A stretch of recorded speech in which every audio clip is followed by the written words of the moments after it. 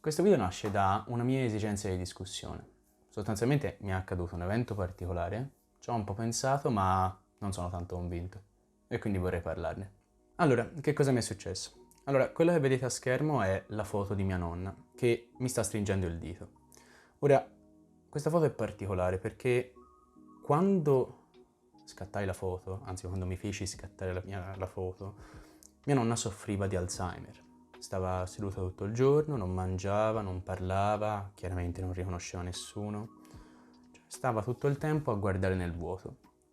Allora io mi avvicinai a lei e quando mi sono avvicinato a lei, le presi la mano e lei mi strinse il dito.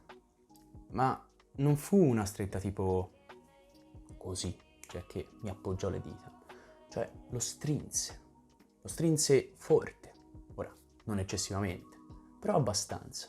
Lei sarebbe morta pochi mesi dopo, però non mi sono mai dimenticato di questo momento, anche perché ho la foto da riguardare ogni tanto.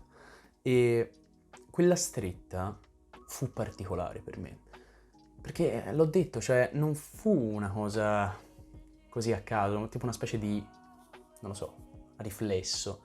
Cioè comunque non lo sembrava, sembrava proprio una stretta convinta. Cioè, la prima cosa che ho pensato io è stata, sta cercando di dirmi qualcosa. Cioè, in qualche modo sta cercando di comunicare con me. Magari non si ricorda come fare, magari non sa parlare. Cioè, non sa parlare, o comunque non si ricorda come fare, però magari sta cercando di dirmi qualcosa. Magari c'è ancora. Forse sta cercando di mandarmi un segnale, non lo so. Tutti questi pensieri si sono creati nella mia testa e hanno cominciato a ronzare e le interpretazioni che ho fatto su questo fenomeno sono state tantissime, tutte plausibili, ma di nessuna di queste c'era effettiva conferma. Allora, è fattuale. I nostri comportamenti sono regolati dalle interpretazioni che noi abbiamo sul mondo. Questo è oggettivo, è così, ok? Lo so che è una cosa banale, però mi si è proprio accesa una lampadina. Quello che potrebbe essere successo è che le interpretazioni che io ho fatto su questo evento, cioè su mia nonna che mi stringe il dito, che dopo mesi mi manda un segnale, dopo che quando entro in casa neanche mi saluta, neanche mi guarda, potrebbero essere stati il movente che mi ha fatto effettivamente far scattare la foto. Tuttavia, si pone un problema veramente interessante. Come faccio io a non farmi fregare dal fatto che tutti i miei pensieri su quello che è successo siano essenzialmente delle grandi, enormi e bellissime illusioni? Cioè, come faccio ad avere la certezza che io sto effettivamente seguendo un percorso mentale che non mi porti a fraintendere completamente la realtà? Questo problema, se ci si pensa, è veramente interessante e ha a che fare con il nostro modo di confrontarci con un mondo che noi non riusciamo a capire. Cioè, tante delle cose che ci accadono intorno, noi non riusciamo a capirle, non riusciamo ad averne una definizione chiara e una spiegazione plausibile che ci renda conto dei vari fenomeni appunto che vediamo. Quindi risolvere questo problema, come dicevo, è veramente importante, non devo ignorarlo. Ho provato a pensare alla cosa e il primo pensiero che mi è venuto in mente è stato il seguente.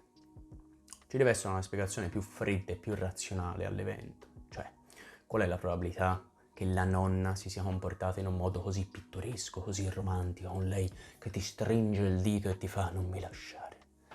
E questo ragionamento, questo modo di ragionare cerca di proteggermi dall'eventualità di autoilludermi. Come vi dicevo, è una paura che io ho, proprio quella di autoilludermi, di star proprio palesemente seguendo quelli che sono i miei desideri.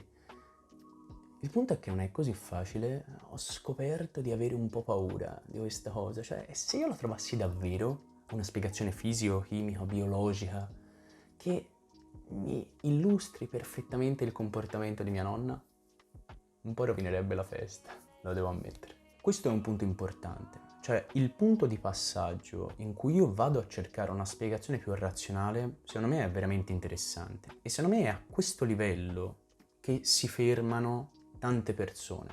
Non è una critica, però cerco di constatare un fatto. Ed è a questo livello che tante persone si fermano a dire ok, la scienza non lo può spiegare. Ora, l'affermazione "la scienza non lo può spiegare" è priva di senso. C'è un video bellissimo di Roberto Mercadini di un po' di tempo fa, vi lascio il link in descrizione, in cui spiega il perché sia un'affermazione che non ha un significato particolare. Il punto non è l'impossibilità della spiegazione.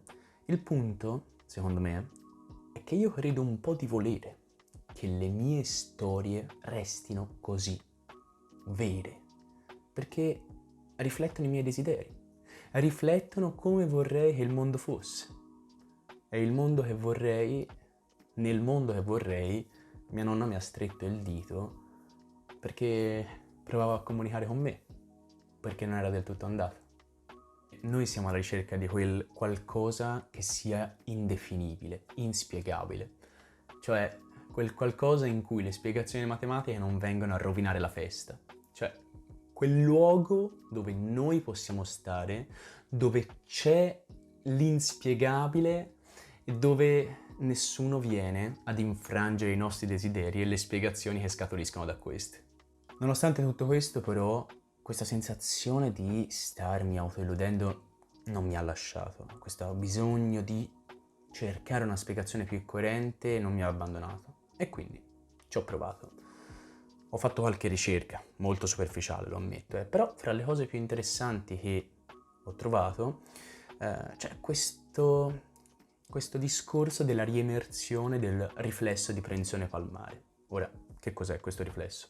Fondamentalmente nei bambini nati da pochi mesi, se tu strusci il dito, appoggi il dito sul palmo della loro mano, sulla pianta del piede, i bambini flettono le dita. Dopo pochi mesi questi riflessi scompaiono, la loro permanenza è patologica, però a quanto pare in pazienti con Alzheimer questi riflessi possono riemergere.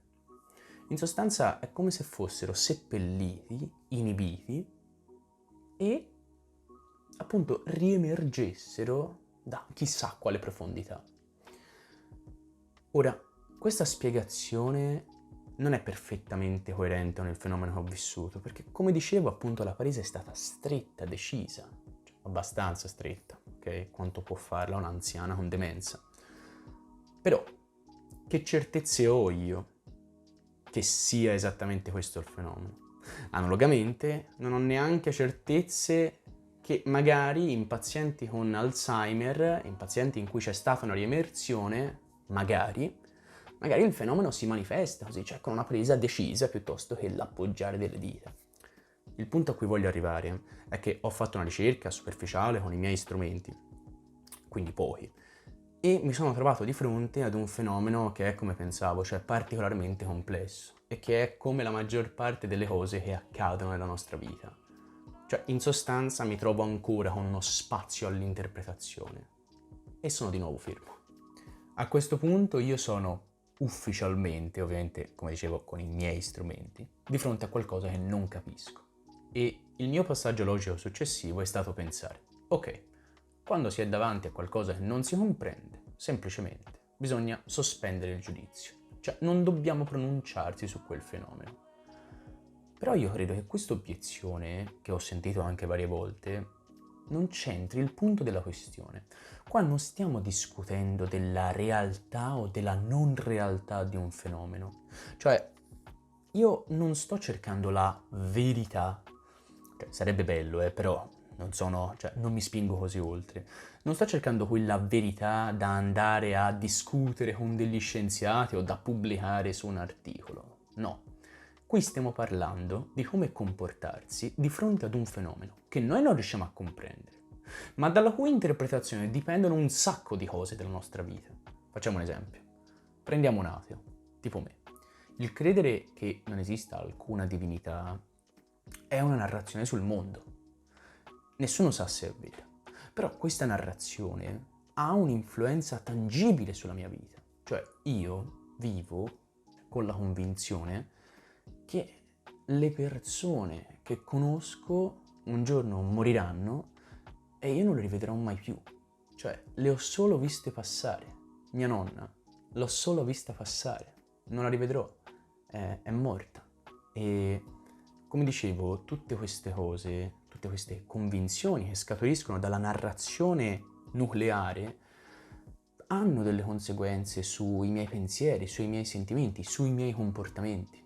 Questa narrazione dell'ateismo, dell'essere atei, è così diversa da quella di mia nonna? Cioè, lo so, tutto questo discorso che sto facendo riguardo alla stretta del dito, lo so che sembra un racconto un po' che fa un po' pena, un po' di compassione di una persona che ha perso sua nonna e che gli ha manifestato un segno, però è così diverso dal discorso dell'ateismo, è così diverso. Stiamo sempre parlando di una narrazione che ha dei comportamenti correlati, delle interpretazioni e che ha conseguenze tangibili nella mia vita. È questo di cui stiamo parlando e secondo me sono la stessa cosa. Ed è a questo che mi riferisco quando faccio la domanda: ma a che servono le storie? Cioè, a che servono queste narrazioni sul mondo? Queste narrazioni di cui noi non sappiamo niente. Non possiamo sapere la realtà o la falsità. Hanno delle conseguenze importanti sulla nostra vita, ma sono un sacco a caso. Cioè, sono dettate tantissimo dai nostri desideri. E sembrano davvero soltanto il farneticare di pazzi, cioè il brancolare nel buio, cioè siamo proprio noi che ci stiamo inventando cose per cercare di capire il mondo, però contemporaneamente vogliamo seguire i nostri desideri, cioè è un casino. Ed è questo il punto fondamentale del problema. Qual è la mia soluzione?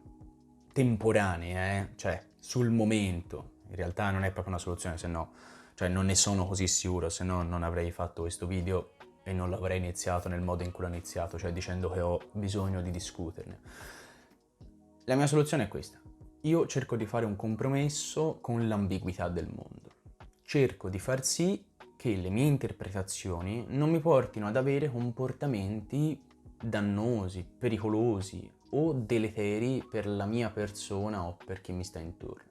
Cioè, posso permettermi di supporre che magari mia nonna mi ha stretto perché ha avuto una riemersione della sua coscienza, magari mi vedeva offuscato, magari non mi riconosceva, però mi diceva non mi lasciare. Posso permettermi di pensare questo? Sì, posso. Però devo far sì che questa cosa innanzitutto non sia un tormento, un pensiero fisso. Come a dire tipo mia nonna l'ha fatto, dovevo salvarla e invece non l'ho fatto. Però la cosa importante è che questo non mi porti a comportamenti, come dicevo, dannosi, deleteri. Cioè, mettermi a scrollare la nonna per vedere se si svegliava forse non sarebbe stato il migliore dei comportamenti, questo è il punto. Io sono consapevole di non essere magari riuscito perfettamente a spiegare la questione e sono aperto anche a nuove riformulazioni. Ho fatto questa stessa domanda sul subreddit Deep Thoughts e ora lo faccio anche qui. Il punto è, come fate voi? Cioè, quando avete questi pensieri, magari in altra forma, come vi comportate riguardo ad essi? Io non vedo l'ora di ragionare di queste cose, se avete voglia di chiacchierare, facciamolo. E bene, credo di aver detto tutto, forse. Ci sentiamo.